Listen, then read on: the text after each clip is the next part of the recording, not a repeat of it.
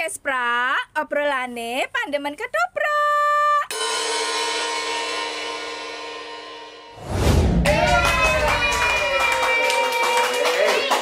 Sugeng pemanggihan malih taksih wonten ing podcast pra. Obrolane pandemen ketoprak. Kalau kata-kata iki, Pak. Kami harus cariku. Ada masalah. Iya, Kak Erwi. Iya. Untuk kesempatan ini kita sowan kemana teka? Kita kesuwan ke Dinas Kebudayaan Kabupaten Gunung Gunung Kidul. Kidul. Sowan penjemput Bapak Agus Mantara. Kalian Pak Wening Raja Batu. Berarti ini nyai Raja Titik. Lalu apa hubungannya Pak Wening kok nganti ditekai diri aku tidak ngerti. Ya, Kita kita tahu. tahu. Kita tahu warna. Dan rancok kabeh. Kayak biru sih. Ya, Pak Mantara, belum lama ini kan sudah terselenggara. Kita ucapkan selamat dulu untuk Dinas Kebudayaan Kabupaten Gunung Kidul atas terselenggaranya Festival Ketoprak Anak dan Remaja. Ini kan luar biasa sekali. Apakah ini menjadi program tahunan yang sudah direncanakan lama atau seperti apa, Pak? Kemarin itu ini program baru yang kami awali dengan mencoba menindaklanjuti gagasan. Jadi Dinas Kebudayaan ini kami punya kebiasaan setiap akhir tahun kami ada pertemuan namanya Rembuk Budaya. Nah, di Rembuk Budaya ini semua mitra yang selama ini berkolaborasi dengan kita undang. Termasuk Mas Wening, ini kita undang. Ini sebagai pimpinannya masyarakat Ketoprak Gunung Kidul ini. Ngeri. Ngeri. Kepala suku. Urusannya ketoprakan ya Mas. Oke. Di situ mereka menyampaikan banyak gagasan. Wah, sesuk api ini. Akhirnya api ini dari kawan-kawan semua itu coba kami kumpulkan menjadi sebuah embrio program yang akan kami laksanakan pada tahun-tahun berikutnya. Kemudian kami coba identifikasi, kemudian kami coba susun prioritas. Kebetulan kemarin kok cocok banget itu yang usulan Festival Ketoprak Anak dan Remaja ini karena kami dulu pernah ada pimpinan itu nyinggung saya pada saat satu festival, kemudian ada Maranggono itu yang memang sudah lanjut usia. Kemudian beliau bilang, "Honora, sinden sing luwih tua timbang aku," gitu. Itu cukup banget. Ini saya sebagai pimpinan kebudayaan akhirnya bagaimana sih kita akan melakukan regenerasi.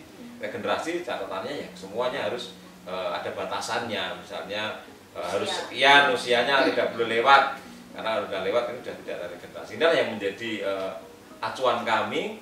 Kenapa kami meluncurkan satu program festival Ketoprak Anak dan Remaja ini, dan harapannya memang ini menjadi satu program karena secara makro kami itu kan pingin bahwa kebudayaan itu nanti menjadi sebuah industri dan N-nya adalah mensejahterakan masyarakat, baik masyarakat pelaku seni sendiri atau masyarakat umum di Gunung Kidul.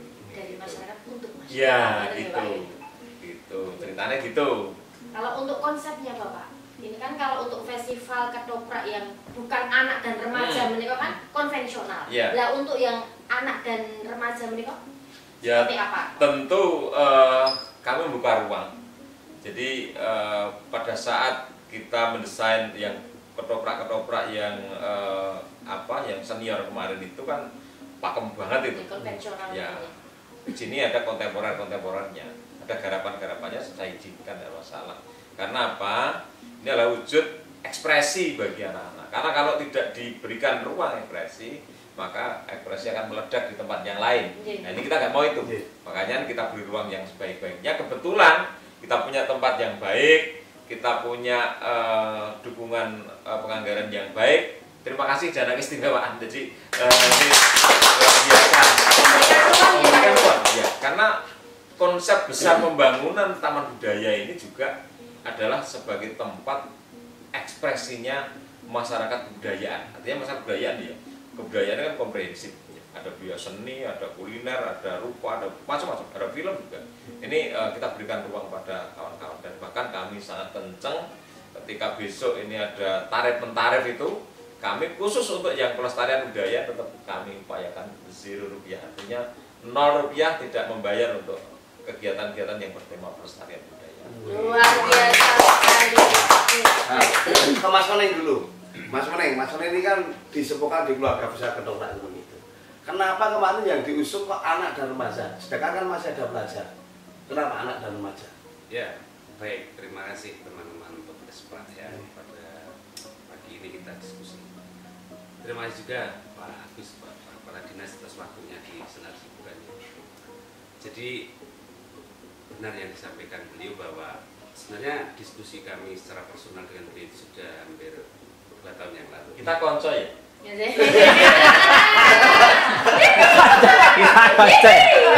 Itu gasnya.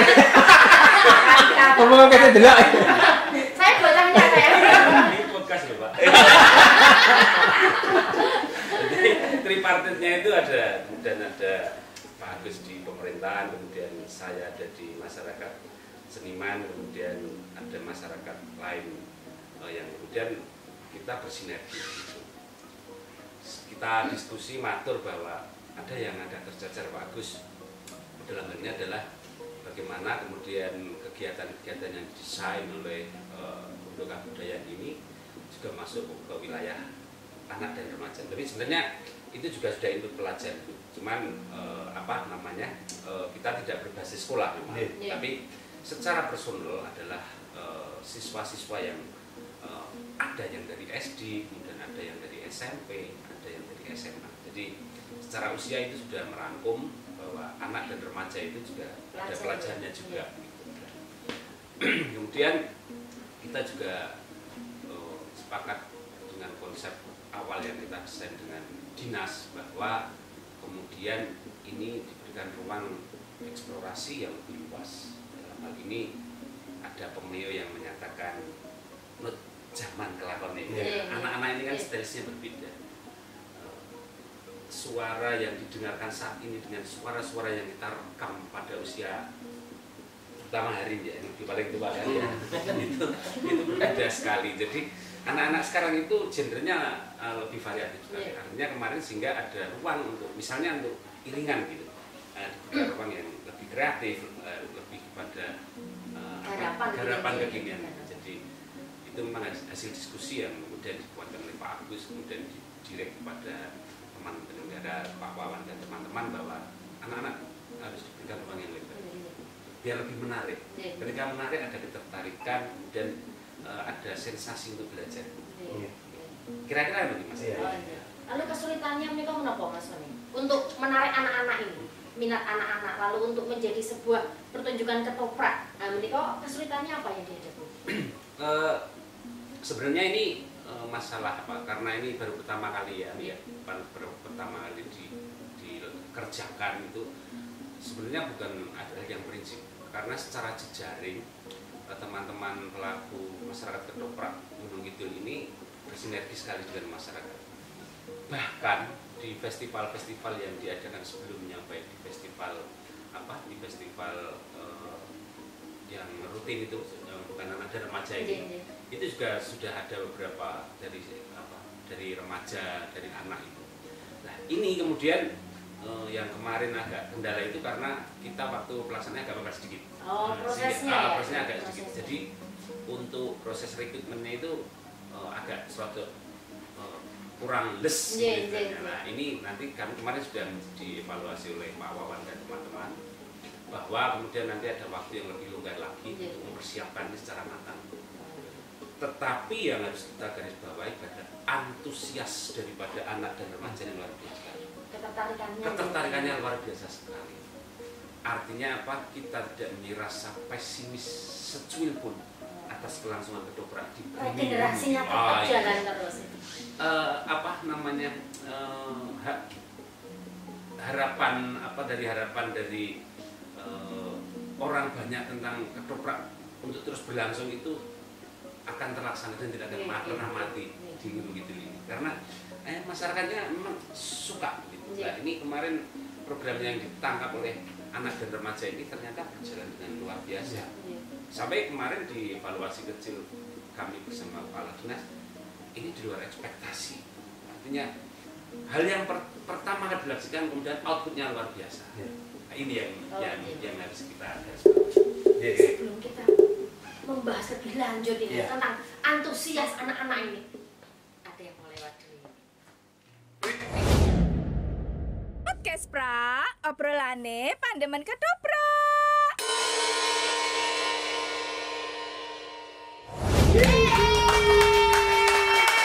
Podcast pra, Obrolane pandemen ketoprak. Ya, yang belum like dan subscribe tentunya tinggal ngapain kakak? Nunul. Dan apa tadi? Bendo ngerti. Dan tetap ada loh ya. Masih ada. Jadi beda aku Dia mau doain setahun. tahun ya. Dan sedikit ya, apa tadi apa yang ingin dikatakan sama Mas Meneng bahwa antusias masyarakat itu luar biasa. Tentunya antusiasnya luar biasa, sumber dayanya manusia luar biasa, didukung oleh dinas kebudayaan. Wah, luar biasa sekali itu. Ke Pak Agus, tadi kan disampaikan, ini kan persiapannya bilang mendadak. Terus ini program baru. Nah, diadakan di akhir tahun. Ada yang menggeser program lain enggak, Pak? Jadi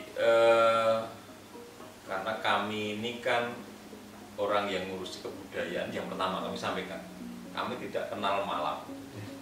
Kami ini siang terus. Jadi Bapak senter kemana-mana, Bapak sokle Pak. begitu mau redup, lampu nyala. Ya. Siang terus. Makanya kami tidak akan pernah berpikir tentang iki mendadak apa orang. Karena saya selalu optimis bahwa karena kegiatan kami di lapangan juga banyak. Kami kan monitor. Oh, ini ada potensi-potensi. Begitu dikasih pemantik, gas langsung jalan.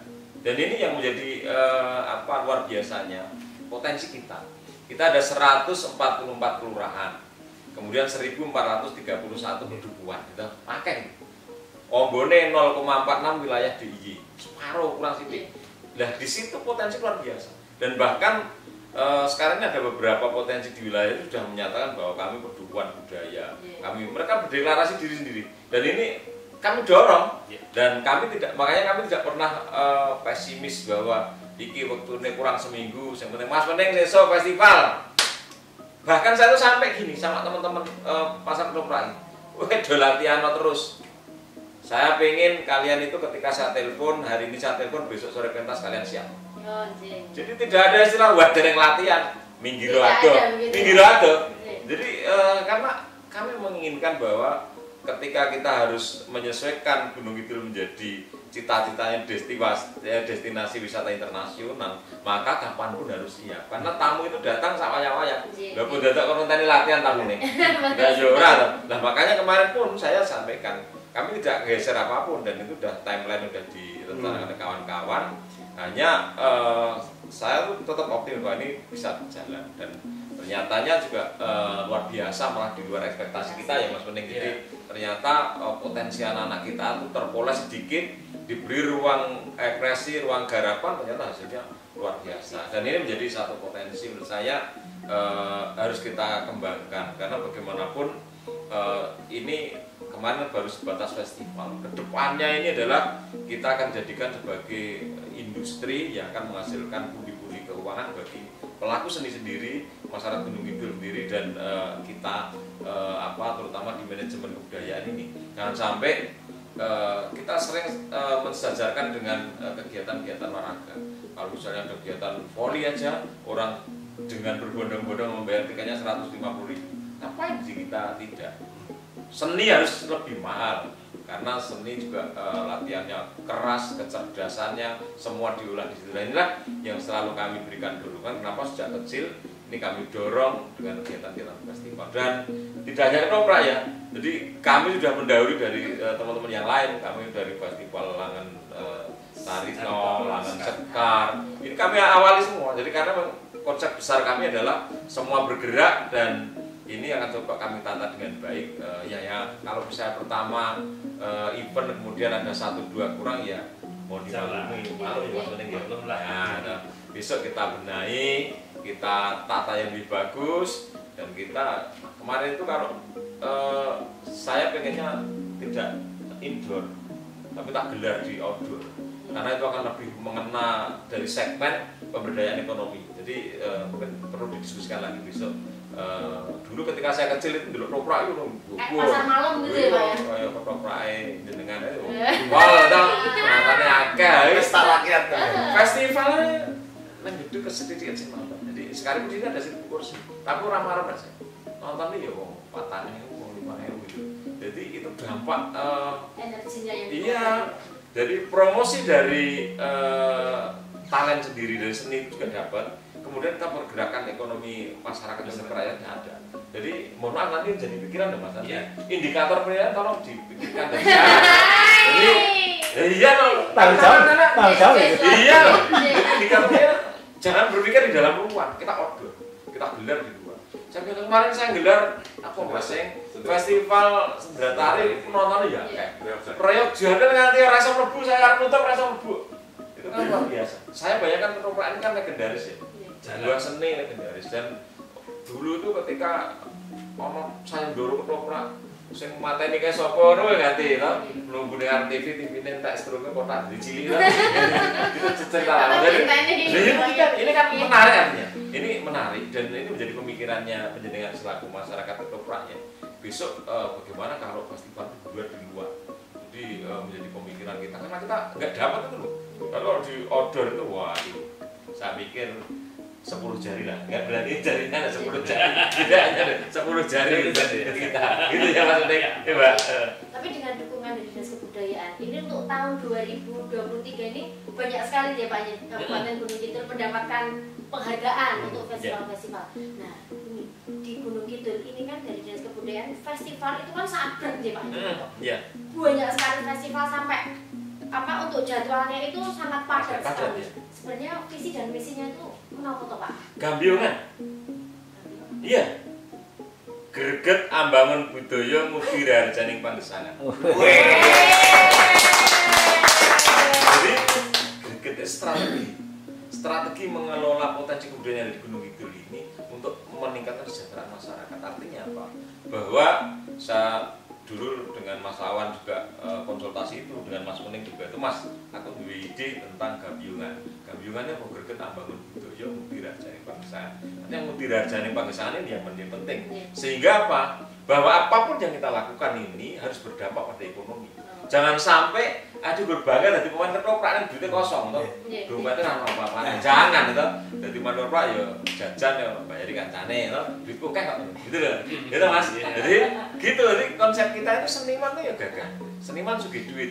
Jadi masyarakat juga menempa ide dampak dari masyarakat berseniman. Iso dodolan, iso nyewake properti, iso nyuting, iso mau. Artinya dampak dari satu event ini, dari satu festival ini semuanya bergerak dan ini yang menjadi penting harus kita dorong bersama-sama. Jadi sing menikmati hasil dari karya jenengan, karyanya teman-teman ketoprak itu tidak hanya seniman sendiri, tetapi semua di lingkungan itu menikmati karya dan untuk kesejahteraan rakyat. Iya, gitu Pak.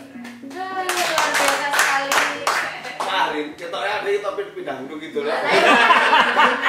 Berbanding-banding. Ada urbanisasi. Naturalisasi.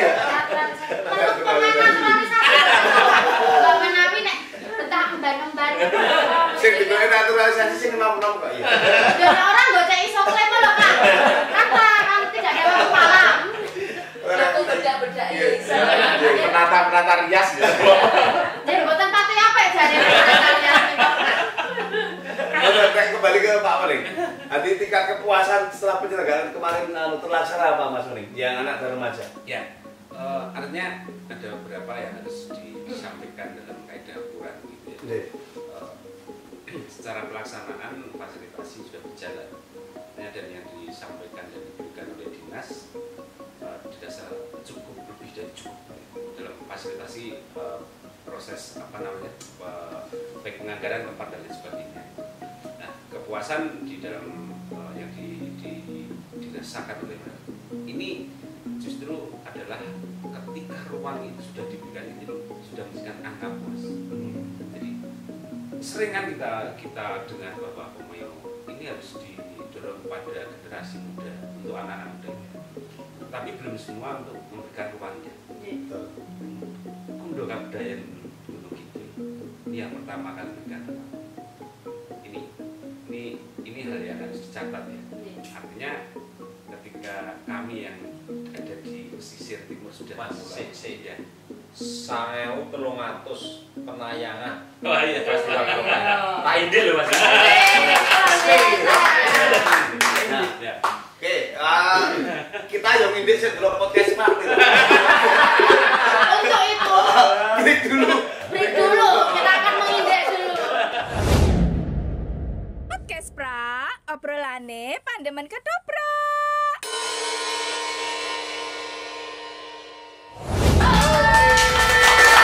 Podcast Pra, Obrolane pandemen ketoprak. Ya, masih bersama Pak Bapak Agus Agus dan dan juga Pak Pak Lene. Raja Batu. Raja Batu. Ganti Raja Pite, Jaya. Raja Ayam. Pak Agus, kalau di Gunung Kidul sendiri kan bentuk keseniannya banyak. Itu dosen sistem buatan toh. Ketika ini dikai wadah, terus ini yang di wadah ini ada perbandingan. Kok pengen ini kayak ini, seperti itu enggak? Iran-iranan. Petanya. Saya melihat dari data saja. Saya dulu 2018 masuk itu saya masih jadi kabit kali itu sudah ngintip data itu di angka SKOK dulu namanya, surat keterangan kesehatan itu di angka ya sebelum 1000. Setelah saya bersama dengan kawan-kawan itu saya mendampingi itu sampai 1800 bahkan menuju 2000. Nah, Pak Wawan karena itu membuat ide untuk upgrading aplikasi itu. Jadi registernya di aplikasi dulu namanya SKOK, berubah menjadi Sidaya.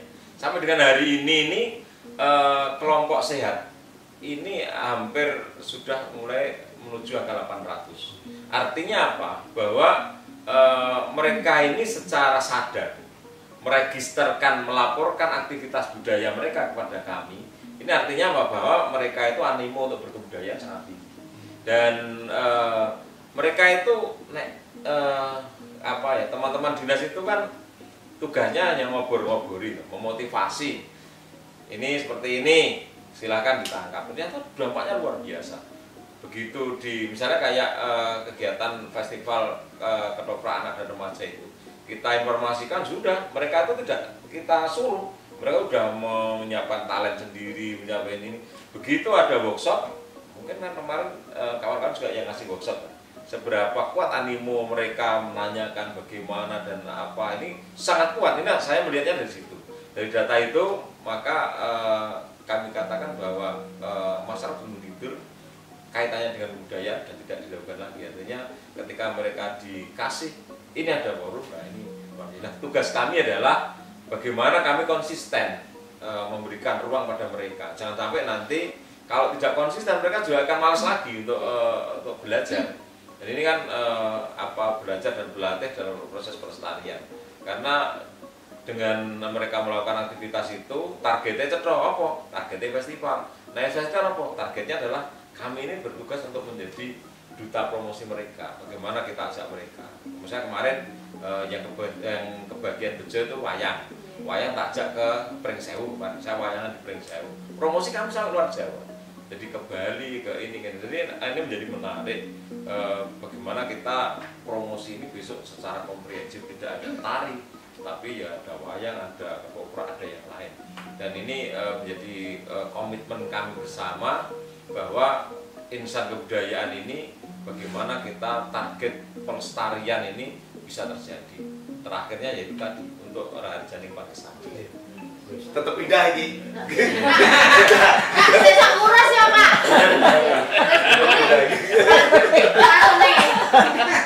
Mas Meneng sebagai seniman, terus penggiat masyarakat apa itu ketoprak itu, ada istilah kuakui. Nah di Gunung Kidul ini ada nggak sih Mas? Kok kuakui betul? Sing manuk kok kuakui? Ya itu ada nggak seperti itu untuk pelakunya? Ya artinya yang disampaikan Mbak Erin terjawab kan. Artinya ruangnya menjadi sangat lebar sekali ya kan. Kalau kemarin masih berkutat di teman-teman yang senior gitu ya, ini sudah didorong kepada teman-teman yang junior, pelajar itu. Artinya segmennya kemudian lebar sekali, bukan personal, tapi menjadi kita lebarkan aja. Dan yang mau kita tanam dari festival Ketoprak Remaja kemarin, bahwa yang terlibat dalam festival kemarin itu baik tim produksi, kemudian talent dan perangkat pendukungnya itu semuanya adalah pelajar dan ada yang mahasiswa juga. Artinya kita menanam dua. Yang pertama, kita menanam talent. Dipastikan semua tidak akan jadi aktor. Tapi ingat bahwa mereka pada saatnya nanti akan menjadi pribadi-pribadi. Misalnya akan jadi kepala dinas kebudayaan. Jadi ketika mereka berproses berkesenian yang menjadi irisan dari kebudayaan dari awal itu, nanti komitmennya akan mampu lebih bagus. Pak Agus Kim belum main ketoprak pisan. Belum main ketoprak pisan itu kan terbiasanya kalau nih. Festival berkali-kali kan, wah mendino ketoprak. Betul sekali. Jadi pamane ora dadi aktor misalnya, ora dadi aktor kaya Mbak Oki misalnya. Nek dadi camat menanam festival, menggerakkan Pak Lurah gitu. Artinya kita menanam. Artinya menanam hal-hal yang berkaitan terhadap kesenian tradisi gitu. Artinya pada saatnya nanti kemudian menjadi orang yang berpengaruh, orang penting itu akan mampu melu nguripi-uripi.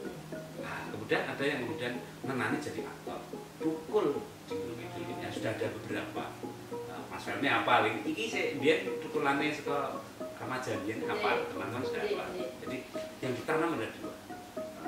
Calon orang-orang yang akan berpihak kepada kebudayaan, irisannya kesenian, dan juga aktor-aktor yang akan terlibat di masa depan. Panjang ya. Iya, jadi yang kita desain ki ora gur. Oh, saiki Rame festival apa itu ya. Jadi nandur iki termasuk awake dhewe nandur penonton. Lah tuh pas ketoprak mendino nek penonton arek ngopo? Ora dadi swalayan.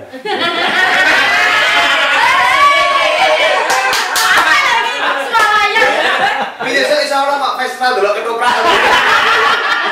Aku ketemu kacang bodong. Di biji ya. Bisa penonton ketoprak. Jadi caranya semacam itu. Lah nek umpamane orang penggemar kan sudah penonton. Nah, kapan kita menjadi industri ketika penonton itu kemudian menjadi ketagihan. Artinya ada beberapa segmennya, ada pelakunya, ada pelaku apa sisi lain yang menggerakkan ekonomi. Ini keterkaitan. Ini kita mulai gitu. Perkara hasilnya saya ini kita katakanlah baru 40 sampai 60%, nggak masalah, tapi kita kan berjalan. Iya. Proses ya. Bahkan orang apa-apa, bahkan orang yang festival. Rantai. Nah, ya kan Ini gitu. terus Kabarkan bahwa di Gunung Kidul ada festival. kabarkan bahwa Ya. kita Akan pindah.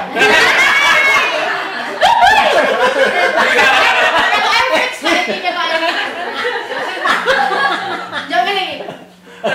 Aku lagi ini lawani. Aku lo pindah. Kesangan aku.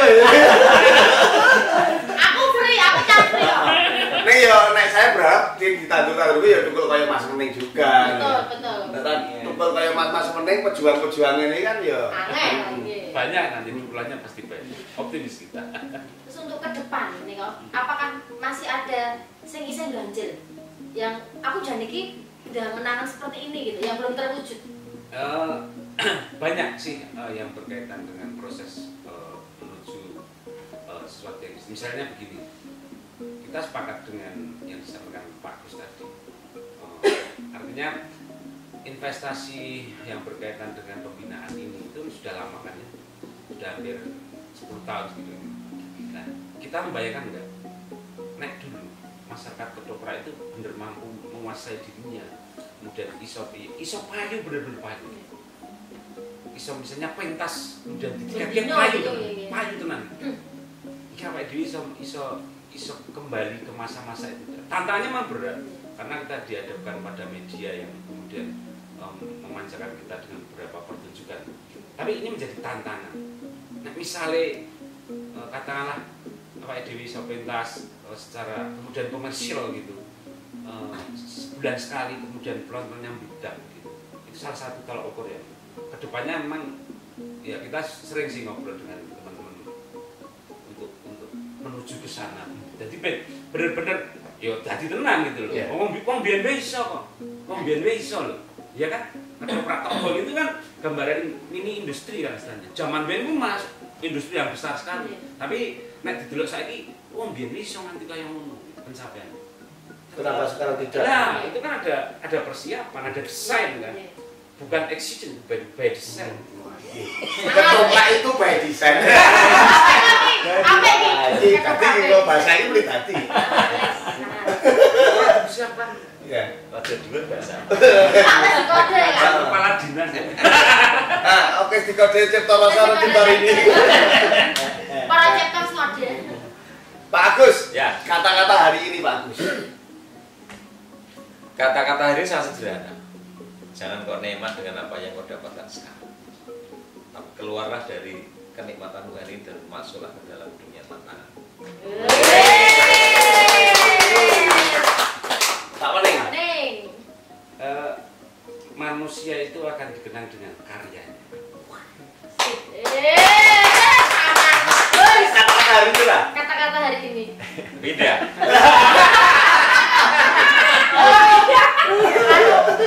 Tapi sebelumnya nggak diimprovisasi. Saya enggak Pak. Pas sepeda pun orang nombok kue banget. Saya cilokong banget Pak saya.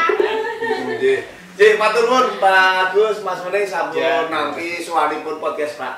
Matur nuwun saestu lan sugeng pepanggihan malih wonten podcast Pak berikutnya. Podcast Pak.